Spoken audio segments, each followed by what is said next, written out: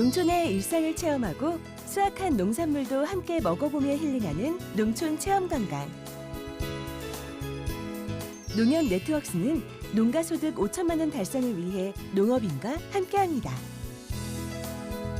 농업인과 소비자의 또 다른 만남. 우리 모두의 농촌 체험관광. 검색창에 곱함을 치면 만날 수 있습니다.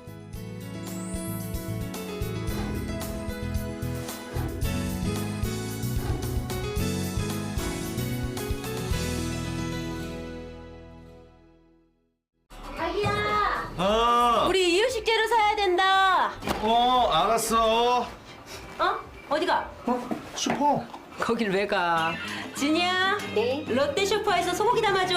구매력이 있는 유기농 소고기를 담았습니다. 이게 이런 것도 돼? 아보카도랑 당근도. 내가 담아놨지. 진이야, 주문해줘. 말로 주문하고 눈으로 확인하는 기가진이. 육아로 바쁜 부부에게 오늘의 기술 KT. 롯데슈퍼 당일 배송입니다.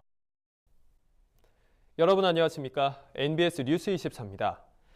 아프리카 돼지열병 ASF가 아시아 전역으로 빠르게 확산되고 있습니다. 아시아에서 ASF가 발생된 지 불과 9개월 만에 중국과 몽골, 베트남, 캄보디아 등 4개국으로 전파된 겁니다. 네, 이에 따라 우리나라도 ASF 발생에 대한 초비상이 걸렸는데요. ASF가 국내 양돈 산업의 근본을 뿌리째 흔들 수 있기 때문입니다. 국경 검역을 강화하는 등 ASF 국내 발생을 막기 위한 특단의 대책이 필요해 보입니다. 보도에 윤슬기 기자입니다.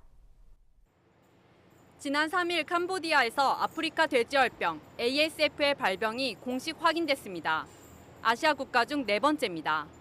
이로써 아시아 내 ASF 발생 건수는 베트남 208건, 중국 109건, 몽골 11건, 캄보디아 1건 등 총 329건이 됐습니다. ASF가 지난해 8월 중국에서 아시아 최초로 발병된 뒤 아시아 전역으로 빠르게 확산되고 있는 겁니다. 이에 따라 ASF의 국내 유입 가능성도 높아졌습니다. 아시아 내 ASF 발생국이 늘어나고 있는 데다 최근 국내로 불법 유입된 휴대축산물에서도 ASF 바이러스의 유전자가 잇따라 발견되고 있어서입니다. 전문가들은 ASF 국내 유입을 막기 위한 전방위적 대책이 필요하다고 주장합니다. ASF는 치사율이 100%에 달하는 데다 백신이나 치료제가 없어 만에 하나 국내에서 발생하면 한돈 업계가 붕괴할 수 있기 때문입니다.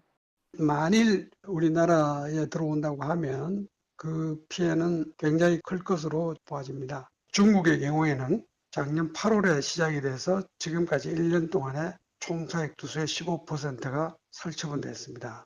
우리나라의 경우에는 사익두수가 1,000만 두기 때문에 최소한 100만 두 정도를 손실을 볼 수 있습니다. 경제적으로 따지면 1조 원 정도. 전문가들은 ASF의 국내 유입 경로를 가능한 모두 차단해야 한다고 강조합니다. 현재까지 알려진 바에 의하면 ASF는 불법 축산물 반입이나 남은 음식물 급여, 야생 멧돼지와의 접촉 등에 의해 전파됩니다.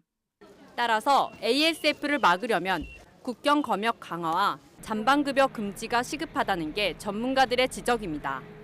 특히 잔반급여의 경우 전면 중단이 어렵다면 잔반을 활용하는 농장들의 관리 감독이라도 강화해야 한다고 말합니다.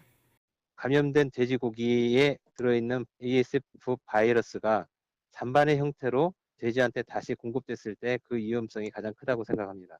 잔반을 통한 사료급여는 원칙적으로 금지가 되는 게 맞다고 생각합니다. 더불어 야생 멧돼지를 통한 바이러스 유입을 막기 위해 북한과 공동방역 체계를 구축해야 한다는 목소리도 큽니다. 중국 지역의 야생 멧돼지를 통해 북한의 바이러스가 유입되면 북한의 야생 멧돼지를 매개로 우리나라에도 ASF가 전파될 위험성이 높아져서입니다. 북한의 이제 국경이 러시아하고 중국하고 굉장히 이제 가깝거든요.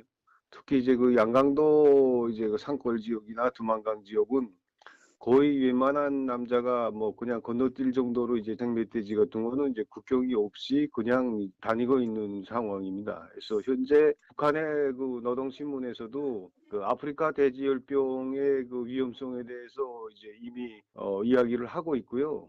그 우리나라의 축산 안보를 위해서 북한과의 공조를 진행하는 것이 굉장히 이제 중요한 문제라고 이제 생각하거든요. ASF 국내 유입을 효과적으로 막으려면 일반인들의 협조도 필요합니다. 해외에서 귀국 시 돈육 가공품 등의 축산물을 반입해선 안 되고 검사 대상 물품을 가지고 들어올 땐 반드시 신고해야 합니다. MBS 뉴스 윤슬기입니다. 숲을 찾으면 머리가 맑아지고 가슴이 뻥 뚫리는 느낌 많이 받으실 텐데요. 실제로 숲에는 사람의 몸과 마음을 건강하게 해주는 치유 효과가 있을 뿐만 아니라 그 경제적 가치도 상당하다고 합니다. 제74회 식목일을 계기로 김인경 기자가 숲의 경제적 가치와 치유 효과를 취재했습니다. 아낌없이 주는 나무. 나무가 한 소년에게 열매와 잎, 가지를 모두 주고 끝내 그루터기까지 내어주며 행복해한다는 내용의 그림책이죠. 이렇게 나무가 사람에게 모든 걸 내어주는 건 그림책 속 얘기만은 아닙니다. 숲의 경제적 가치는 연간 무려 126조 원이나 됩니다. 산림청이 산림을 만들고 경영하며 나오는 공익적 가치를 따져본 건데요. 산림 휴양과 산소 생산, 생물 다양성과 토사 유출 방지, 그리고 대기질 개선과 온실가스 흡수 등 다양한 측면을 고려할 때 숲을 통해 국민 1인당 매년 249만 원 상당의 혜택을 받고 있다는 게 산림청의 분석입니다. 건강 유지를 돕고 면역력을 높이는 데도 숲은 그 역할을 톡톡히 하고 있습니다. 신체적, 정신적 건강을 회복시키는 치유 효과 역시 과학적으로 입증됐는데요. 국립산림과학원 연구에 따르면 숲을 걷기만 해도 우울증과 고혈압, 아토피 피부염 등의 개선에 도움이 됩니다. 이른바 산림치유 효과입니다. 특히 숲길 걷기는 혈압을 낮추는 데 도움이 되는 것으로 나타났습니다. 도심길을 걸었을 때 125에 74이던 혈압이 숲길을 걷자 115에 69로 떨어졌습니다. 아토피 피부염의 증상을 나타내는 지수도 숲체험 전 16.7에서 숲체험 후 10.2로 대폭 낮아졌습니다. 이 밖에도 급성 스트레스에 반응해 분비되는 호르몬 물질인 코르티솔은 숲체험을 하고 난 뒤 감소하고 면역력을 높이는 것으로 알려진 NK세포는 숲체험 후 대폭 증가하는 것으로 나타났습니다. 아울러 숲은 미세먼지 저감에도 큰 효과가 있습니다. 산림청에 따르면 도시에 조성된 숲은 미세먼지 농도를 평균 25.6% 줄이는 것으로 연구됐습니다. 미세먼지가 국가적 재난 수준으로 떠오른 최근에는 나무를 심어 숲을 가꾸는 조림 사업이 보다 활성화돼야 한다는 환경단체들의 목소리가 설득력을 얻고 있습니다.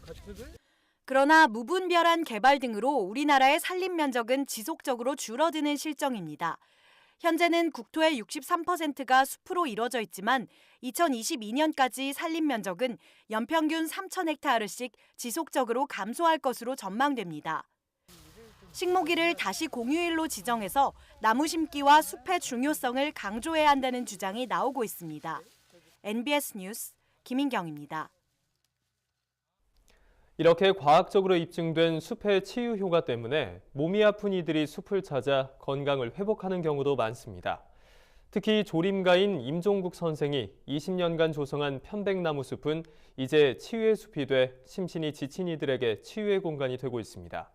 이현경 기자가 전남 장성군 충령산을 다녀왔습니다. 한 무리의 사람들이 숲속을 걷습니다. 편백나무 향기는 상쾌하고 눈드는 곳은 모두 짙은 초록입니다. 숲에 들어선 맑은 얼굴들, 표정이 편안해 보입니다. 사실 이들은 암 판정을 받고 요양을 위해 이곳 충령산 치유의 숲에 온 환우들입니다. 폐암 말기 바로 전 단계를 판정을 받아가지고 이곳에 와서 생활을 하게 됐는데 지금 4년이 넘었죠. 흔히들 말씀하시는 그 완치 판정이라는 그 기간이 5년이잖아요. 올해 2월 4일이 그 완치 판정을 받기는 했어요.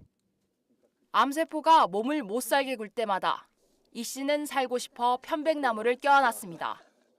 투병 생활에 지친 마음을 달래기 위해 웃자, 웃어라고 새긴 편백나무 열쇠고리도 배낭에 매달았습니다.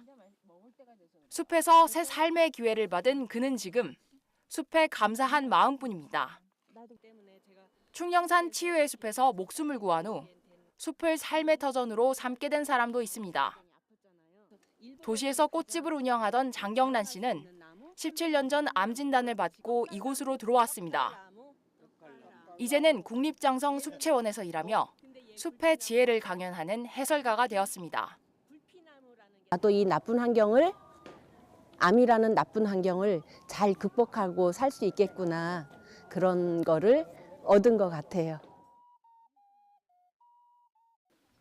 치유의 숲은 전국에 23곳이 있지만 산림청 산하의 산림복지진흥원이 운영하는 이 충령산 치유의 숲이 암 환우들에게 특히 이름이 높습니다. 편백나무는 다른 수종보다 특히 피톤치드를 많이 내뿜는데요. 충령산 치유의 숲은 전체 면적 중 88%가 편백나무와 삼나무여서 전국의 다른 어떤 숲보다 피톤치드 발산량이 많아 산림치유 효과가 탁월한 것으로 알려졌기 때문입니다. 지금에야 울창하게 우거진 이 숲은 사실 한 사람의 노력에서 시작됐습니다. 충령산 치유의 숲은 한국의 조리망으로 불리는 춘원 임종국 선생이 조성한 인공숲입니다. 그는 6.25 전쟁으로 황폐화된 충령산 일대에 1956년부터 20년간 약 250만 그루 이상의 편백나무를 심었습니다. 사람이 먹고 살 물조차 없던 고달픈 시절이어서 그 귀한 물을 물지개로 나무에 퍼날랐던 선생은 손가락질도 많이 받았습니다. 20년이 지나자 나무는 군락을 잃어 숲이 됐고 세상을 떠난 임종국 선생은 이제 느티나무 아래에 누워 숲을 찾아온 이들을 맞아주고 있습니다. 몸과 마음이 아파 치유를 위해 이곳을 찾는 이들입니다. 숲을 바라볼 때 뇌가 안정되어야 발생하는 알파파가 도시 22.4%, 숲 23.6%로 숲이 1.2% 높습니다. 또 산림치유 프로그램을 실행한 결과 노화 방지에도 도움을 주는 항산화 효소가 2.0에서 2.9로 거의 70% 가까이 증가했습니다. 숲이 암 수술 이후 빠른 신체적 회복을 도울 뿐만 아니라 심리적 안정을 도와 병을 이겨낼 수 있는 힘을 키워주는 겁니다. 600여 헥타르의 편백나무 숲을 조성한 임종국 선생. 먹고 살기 힘들던 시대에 지게로 물을 퍼날라 나무를 키워냈습니다. 그가 키워낸 나무가 이제 숲이 되어 사람을 살리고 있습니다. MBS 뉴스 이영경입니다. 지자체가 지역 먹거리 종합계획, 즉 푸드 플랜을 수립하는데 정부가 지원하기로 했습니다.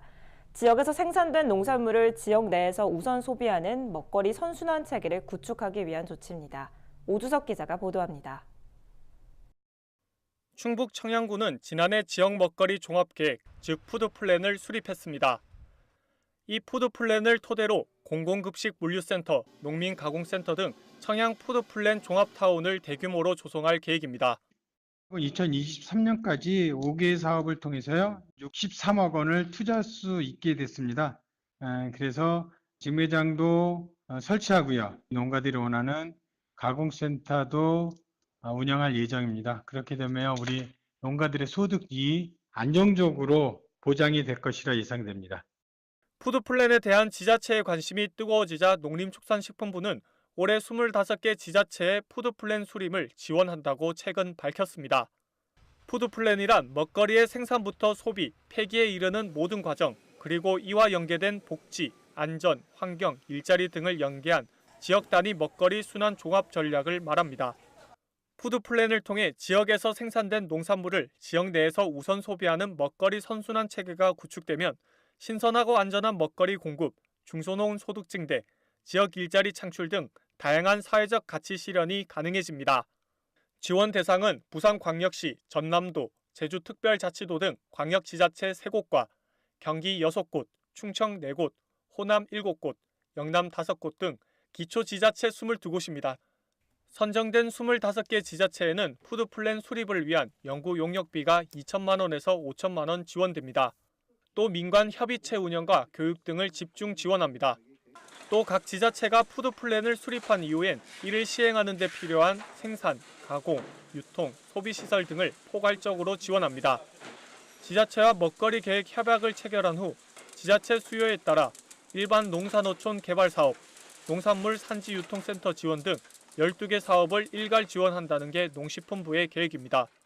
지역 단위 그 먹거리 선순환 체계 구축에 관심이 많은 상황에서 좀 더 많은 지자체를 선정해서 지원할 필요가 있다고 생각을 하고 좀 전국적으로 좀 균형 있게 유형별 그 지역 푸드 플랜이 수립이 될 수 있도록 지자체의 개수를 좀 늘렸습니다.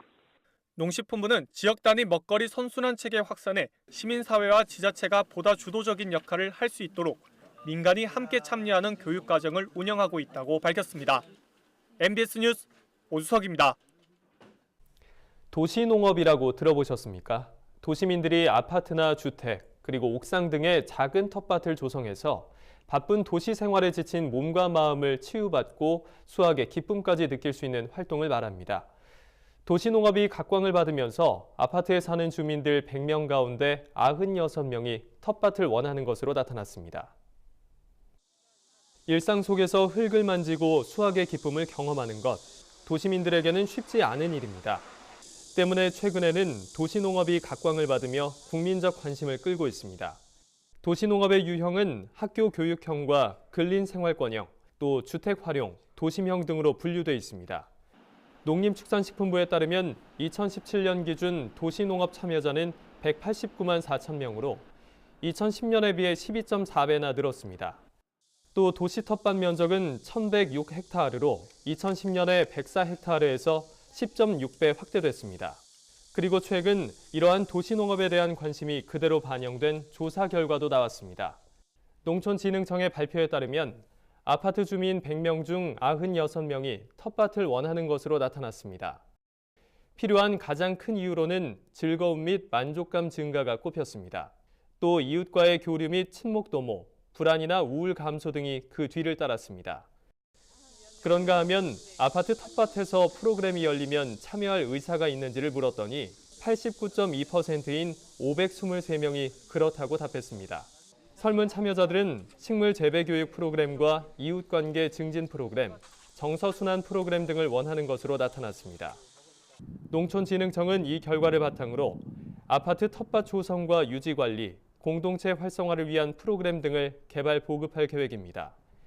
아파트 텃밭이 단순히 우식을 생산하는 공간을 넘어서 지속 가능한 공공가치를 실현할 수 있는 공간이 되어야 한다고 생각하는데요. 이에 농촌진흥청에서는 구성원 의식, 공동체의 정서적 연결을 강화하는 내용을 포함한 공동체 활성화를 위한 아파트 텃밭 활동 프로그램을 개발하고 있습니다. 또 정부는 2022년까지 도시 텃밭 면적을 2,000헥타르로 늘리는 등 도시농업을 적극 육성한다는 방침입니다. 포근한 날씨가 찾아오면서 봄 여행 계획하는 분들 많으시죠? 전국 곳곳에서도 다양한 꽃축제와 문화축제가 열리고 있는데요. 지역별 축제와 함께 봄철에 가볼 만한 좋은 체험마을을 소개합니다. 어디든 떠나기 좋은 봄. 전국 곳곳에서 꽃축제와 문화축제가 한창입니다. 이 가운데 농식품부와 한국농어촌공사는 지역별 축제와 함께 방문하면 좋은 체험마을을 소개했습니다. 첫 번째는 수도권에서 1시간 거리면 갈 수 있는 경기도 이천의 노승산 우무실마을과 이천 도자기 축제입니다. 실내외 체험장과 더불어 마을 곳곳이 체험 공간인 이곳. 쑥개떡과 인절미 만들기, 도자기 체험 등 각종 체험과 함께 농촌의 푸릇함을 즐길 수 있는 이곳은 봄철 나들이로 제격입니다. 다음은 강원권의 평창 봉황마을, 그리고 경포 벚꽃잔치입니다. 금당 계곡을 품은 청정마을 봉황마을에서는 마을 특산물인 대화초를 이용한 약선 고추장 만들기와 봉황 민물고기 매운탕 끓여 먹기 등이 마련되어 있습니다. 마을을 찾기 전이나 후에는 경포 벚꽃축제에 들러보는 것도 필수 코스입니다. 이번에는 충청권으로 떠나볼까요? 마을 내 100여 개의 둔벙이 있는 매화 둔벙마을. 이곳에서는 온 가족이 함께 물고기 잡기 체험을 즐길 수 있습니다. 또 5월까지 태안 수소나 축제와 태안 세계 튤립 축제도 열린다고 하니 힐링 여행지로 추천합니다. 전라권에는 영암 왕인 박사마을과 영암 왕인 문화축제가 꼽혔습니다. 쌀이 유명한 이 마을에서는 우리 쌀을 이용한 전통 떡 만들기 체험을 진행합니다. 특히 4월에는 왕인 문화축제가 개최돼 우리 전통 문화를 배워보는 시간도 가질 수 있습니다. 다음 경상권에서는 경주 하범공마을과 경주 벚꽃축제가 한창인데요. 토암산 중턱에 자리한 하범공마을에 전통 고추장 담그기 체험과 토암선 둘레길을 따라 석굴암까지 다녀오는 코스는 온가족 오감만족 여행으로 추천합니다. 마지막 제주권으로 가볼까요? 서귀포시에 위치한 가시리 마을과 제주 유채꽃 축제가 기다리고 있습니다. 자연을 그대로 만끽할 수 있는 도보 여행과 승마 체험, 그리고 유채꽃밭에서 제주의 봄을 느낄 수 있습니다. 이번에 선정된 마을 여행에 대한 자세한 내용은 대한민국 농촌 관광 포털 농촌여행 웰촌에서 확인할 수 있습니다. 간추린 뉴스입니다. 산림청이 2019년도 임업직 9급 공무원 경력경쟁 채용시험을 실시한다고 밝혔습니다. 채용 분야는 산림자원직류 40명, 산림조경직류 14명 등이며 원서 접수는 오는 10일부터 17일까지입니다. 학력과 경력 제한은 없으나 직류별 해당 자격증을 소지하고 있어야 지원이 가능합니다. 합격자는 지방산림청과 국유림관리소 등 산림청 소속기관에 배치돼 산림조성 및 관리와 산림재해 예방관리 등의 업무를 담당하게 됩니다. 앞으로는 공공데이터 포털 내 국가 데이터맵 서비스를 통해 700여 개 공공기관의 공개 가능한 데이터를 확인할 수 있게 됩니다. 행정안전부는 정부가 가진 공공데이터를 개방하고 활용하는 범정부 데이터 플랫폼 구축 사업을 추진하고 있습니다. 이는 데이터를 생산 단계부터 표준화하고 품질 점검을 거쳐 개방하기 위한 사업입니다. 또한 최근 미세먼지 등 사회적으로 이슈가 되는 사안을 중심으로 관련 데이터를 일목요연하게 확인할 수 있도록 이슈 데이터 코너도 신설해 제공할 예정입니다. 농림축산식품부와 한국농어촌공사는 최근 세종시 정부 세종 컨벤션센터에서 2019 풍수해 대비 재난예방 워크숍을 실시했습니다. 이번 워크숍은 관련 정책 방향 및 대응 사례를 공유해 담당자의 역량을 높이고 재난 예방 및 대응 체계를 강화하기 위해 마련됐습니다.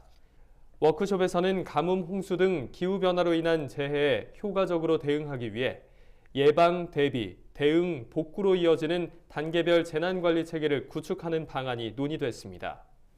전라북도가 북한의 산림 복원을 위해 아시아 녹화기구와 대북 산림 협력사업 업무 협약을 체결했습니다. 양 기관은 이번 업무 협약을 계기로 북한의 황폐화된 산림을 복원하기 위한 인도적 대북 지원에 긴밀히 협력하겠다고 밝혔습니다. 주요 협약 내용으로는 북한 양묘장 현대화 사업과 같은 정부에서 정하는 산림 협력 사업 지원과 대북 산림 협력 사업을 위한 정보 교류 및 네트워크 교류 등입니다. 우리 농산물의 숨은 효능과 건강 정보를 전해드리는 건강톡톡 알고 먹는 우리 농산물 시간입니다. 네, 우리가 먹는 채소 중에 절대로 요리에 빠질 수 없는 게 있죠. 바로 우리나라의 대표적인 향신 채소 대파인데요. 음식의 맛을 살려주는 건 물론이고 영양도 단연 으뜸이라고 합니다. 현장에 나가 있는 최다혜 기자가 대파에 대해 자세히 알려드립니다. 네, 오늘 제가 소개해드릴 건강 먹거리는 한식에서 빠질 수 없는 재료죠. 바로 대파입니다. 뿌리부터 줄기, 잎까지 버릴 것 하나 없이 활용도가 높은 대파. 우리 식탁에서 절대 빼놓을 수 없는 채소 중 하나입니다. 대파는 중국에서 유입돼 우리나라에서는 적어도 통일 신라시대부터 재배된 것으로 추정될 만큼 재배 역사가 오래됐습니다. 특히 생대파는 특유의 향이 잡냄새를 잡아주기 때문에 다양한 요리의 향신 채소로 사용되고 있습니다. 대파가 이렇게 안 들어가는 그런 양념이 없습니다. 고기도 들어가고 찌개도 들어가고 그리고 각종 무침 안에도 들어가고. 뭐 양념에 다 들어가지 뭐 나물이나 찌개나 뭐 생선조림에나 뭐 안 들어가는 데가 없이 다 들어갈 수 있는 게 이 대파예요. 한식에서는 대파가 빠진 요리가 없을 정도로 다양한 요리에 활용되는데요. 요리 외에도 대파 활용법이 또 있습니다. 바로 대파차라고 들어보셨나요? 대파를 잘게 썬 뒤 기름 없이 볶아주고 볶은 대파와 잔뿌리를 물과 함께 끓여주면 대파차 완성입니다. 이 대파차는 소화불량과 구토 등을 치료하는 약차로 알려져 있는데요. 특히 봄철 비염에도 효과적입니다.